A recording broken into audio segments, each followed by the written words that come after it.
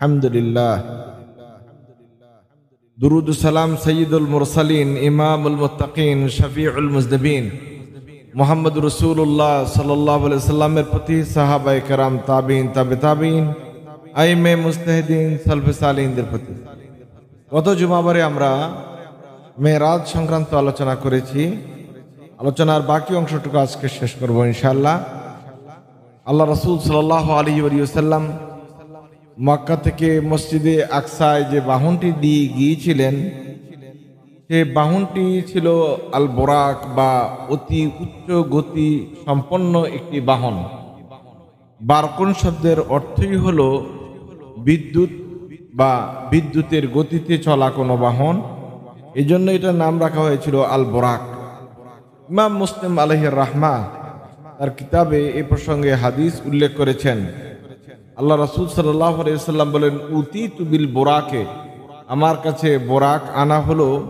ওহুয়া দাব্বাতুন আবিয়াদুন তাওয়ীলুন, এটা একটি ধবধবে সাদা রঙের লম্বা একটি বাহন ছিল। ফাওকাল হিমারে দুনাল বাগালে, গাদার চেয়ে একটু উঁচু এবং খচ্চরের চেয়ে একটু ছোট। ইয়াকাউ হাফরাহু ইনদা মুনতাহা তারফিহি, সে তার পায়ের ছাপ বা এক পা থেকে আরেক পায়ের দূরত্ব অতটুকু দূরত্বে ফেলতো যতটুকু দৃষ্টিসীমার শেষ প্রান্ত পর্যন্ত দেখা যায়। এত গতিসম্পন্ন একটি বাহন আমাকে দেওয়া হলো। ফারাকিবতুহু, আমি অতঃপর সেখানে আরোহণ করলাম। উচ্চ গতিসম্পন্ন এই বাহনটি এতই দ্রুত গতি সম্পন্ন ছিল যে দৃষ্টিশক্তির বাইরে সে পা ফেলতো। এটা বোঝানো, রাসূল সাল্লাল্লাহু আলাইহি ওয়াসাল্লাম এটা বোঝাতে চেয়েছেন যে রাসূলের এই বাহনটি ছিল খুব গতি সম্পন্ন।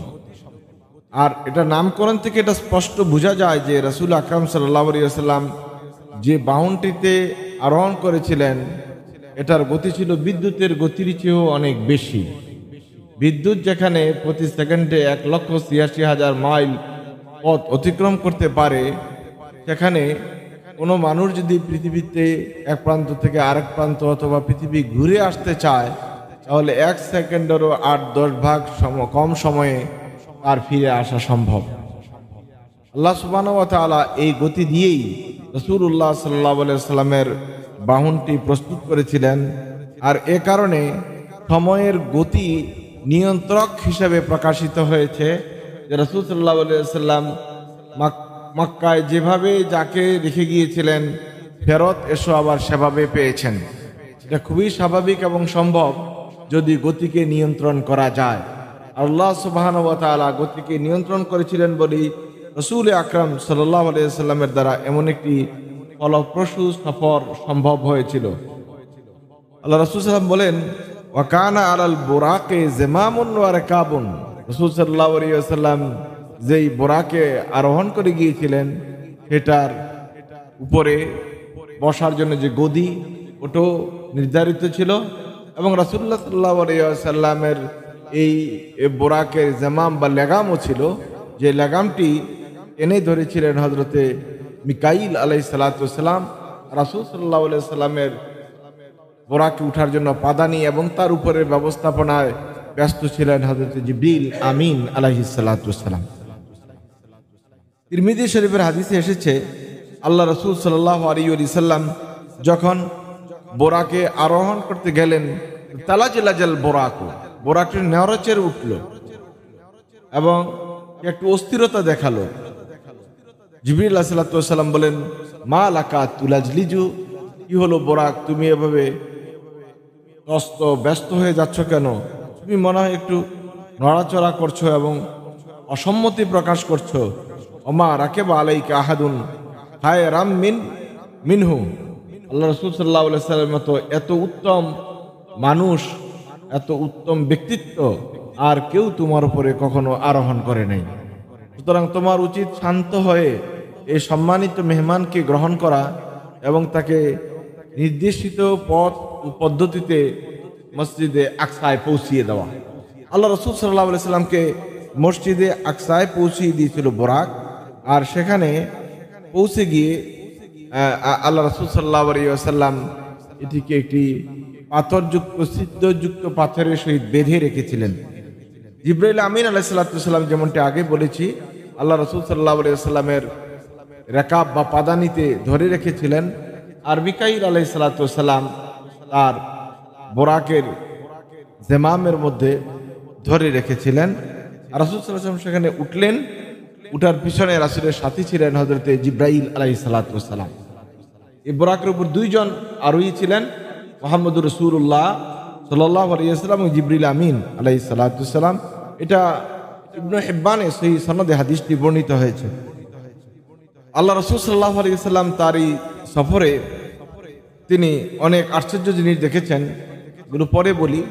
আল্লাহ রাসূল সাল্লাল্লাহু আলাইহি ওয়াসাল্লাম যখন মসজিদে আকসায় পৌঁছলেন, তখন মসজিদে আকসার পৌঁছার পর তিনি বোরাককে বেঁধে রেখে ঊর্ধ্বাকাশে গমন করার জন্য প্রস্তুতি নিলেন। উতিয়া বিসুল্লামিন, হাদিসের কিতাবে ওগুলোতে এসেছে, বর্ণনা এসেছে রাসূল সাল্লাল্লাহু আলাইহি ওয়াসাল্লাম যেন সিঁড়ি আনা হলো, রাসূল সেটাতে আরোহণ করলেন। এই সিঁড়ি টাইপ কেমন ছিল, সিস্টেম কেমন ছিল, এগুলো সম্পর্কে প্রশ্ন করার সুযোগ নাই। এখন আধুনিক যে লিফটগুলো আছে আপনারা দেখেছেন, সিঁড়ি ও চলমান সিঁড়ি, এই এসকেলেটর পর চলমান সিঁড়ির ব্যবস্থা এখন আধুনিক বিজ্ঞানের জন্য একটি সহজলভ্য, এবং প্রতিটি মার্কেটেই আপনারা এখন দেখবেন যে এই ধরনের এসকেলেটর লাগানো আছে। চলমান সিঁড়ি, গতিময় সিঁড়ি, এটা হতে পারে এমনই কোনো একটা সিঁড়ির ব্যবস্থাপনা। এখন বিজ্ঞানের উৎকর্ষের কারণে এটা আমাদেরকে উদাহরণ দেওয়ার একটা সুযোগ হয়েছে, কিন্তু এটা যে এমনই ছিল এটা বলার কোনো সুযোগ নেই। বরং রাসূলুল্লাহ সাল্লাল্লাহু আলাইহি সাল্লামের যেই গতি সম্পন্ন বাহন দিয়ে আল্লাহ তাআলা নিয়েছিলেন, তার চেয়েও হয়তো 1000 গুণ ক্ষমতা সম্পন্ন এসকেলেটর দিয়ে আল্লাহ সুবহানাহু ওয়া তাআলা রাসূল সাল্লাল্লাহু আলাইহি সাল্লামকে দ্রুত গতির সাথে আকাশে উত্তোলনের ব্যবস্থা করেছেন। এগুলোকে যদি আপনি দুনিয়ার বিষয় দিয়ে তুলনা করেন, তাহলে আপনার গোলক ধাঁধায় পড়তেই হবে। কারণ আপনার জ্ঞান সীমিত, আমার জ্ঞান সীমিত, বিজ্ঞান যা জেনেছে, যা বুঝেছে, যা শিখেছে, সবগুলো হলো সীমিত। আর নবী মুহাম্মদ রাসূলুল্লাহ সাল্লাল্লাহু আলাইহি ওয়াসাল্লামকে আল্লাহ তাআলা যেভাবে, যে পদ্ধতিতে এই পরিভ্রমণ করিয়েছিলেন তা ছিল অবিশ্বাস্য, এবং আল্লাহ সুবহানাহু ওয়া তাআলার এই নেওয়ার পথ পদ্ধতি ছিল সম্পূর্ণ ভিন্ন, যেখানে বিজ্ঞান এখনো পৌঁছতে পারেনি, হয়তো বা 1000 বছরে পৌঁছতেও পারবে না। আল্লাহ সুবহানাহু ওয়া তাআলা সেই ব্যবস্থাপনা দিয়েই মুহাম্মদুর রাসূলুল্লাহ সাল্লাল্লাহু আলাইহি ওয়াসাল্লামকে নেয়ার ব্যবস্থা করেছিলেন। পৃথিবীর যেই ভূপৃষ্ঠ আছে, আমরা যেখানে এখন আছি, এখান থেকে 100 মাইল যদি আপনি সোজা উপরে উঠে যান, 160 কিলোমিটার যদি আপনি উপরে উঠে যান, তখন সেখানে একটি রেখা, বিজ্ঞানীরা একটি অল্প রেখা টেনেছেন, সেটা হলো কারমান রেখা। আর এটা মহাকাশের সবচেয়ে নিম্নতম সীমা। মহাকাশে উঠতে হলে আপনি এই রেখাটাকে অবশ্যই অতিক্রম করতে হবে। আর এই অতিক্রম করার জন্য রকেটের গতি এই পর্যন্ত যা এসেছে, এটা 4228 কিলোমিটার ঘন্টায় একটা রকেটের গতি থাকে। সেক্ষেত্রে আপনাকে অন্তত সেকেন্ডে 1150 মানে কিলোমিটার বেগে পৃথিবী থেকে, অভিকর্ষ থেকে যদি আপনি মুক্তি পেতে চান, পৃথিবীর টান এখান থেকে আপনি মুক্তি পেতে চান, অবশ্যই গতি বাড়াতে হবে। এবং আল্লাহ সুবহানাহু ওয়া তাআলা রাসূল আকরাম সাল্লাল্লাহু আলাইহি ওয়াসাল্লামকে যদি আলোর গতিতে নিয়ে থাকেন, তাহলে অভিকর্ষ শক্তি আল্লাহ রাসূলকে ছুঁইতেই পারে নাই। এবং এটার বড় বৈজ্ঞানিক ব্যাখ্যা এটাই, নবী মুহাম্মদ রাসূলুল্লাহ সাল্লাল্লাহু আলাইহি ওয়াসাল্লামের যাতায়াতের গতিটা এত বেশি ছিল, যেই গতি